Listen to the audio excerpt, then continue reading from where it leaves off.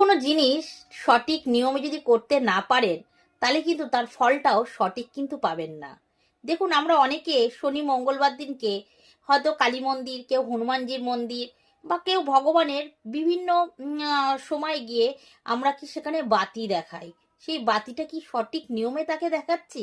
বাতি দেওয়ার সঠিক নিয়ম কি? যারা আমরা সনাতনী আছি তাদের কিন্তু একটা নিয়ম আছে। তাদের নিয়ম হলো, যখনই তুমি কোনো মন্দিরে বা দেবদেবীর সামনে বাতি দেখাবে, সেই বাতিটা অবশ্যই প্রদীপের হতে হবে, তেলের হতে হবে, ঘিয়ের হতে হবে। তখন গিয়ে সেই বাতি জ্বালানোর যে সুফল তোমরা কিন্তু পাবে।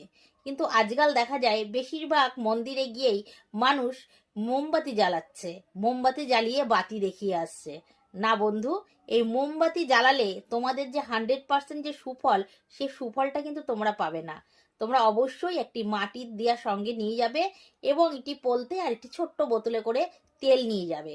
তেলটা অবশ্যই যদি তিলের তেল হয় তাহলে অতি উত্তম, বা একটা ঘিয়ের শিশি নিয়ে গিয়ে সেইটা প্রদীপের মধ্যে দিয়ে তবেই গিয়ে প্রজ্বলন করে তোমরা যদি মন্দিরে দিতে পারো, তবেই গিয়ে দেখবে সেই বাতি জ্বালানোর যে সুফলটা, সেটা তোমরা 100% পাবে।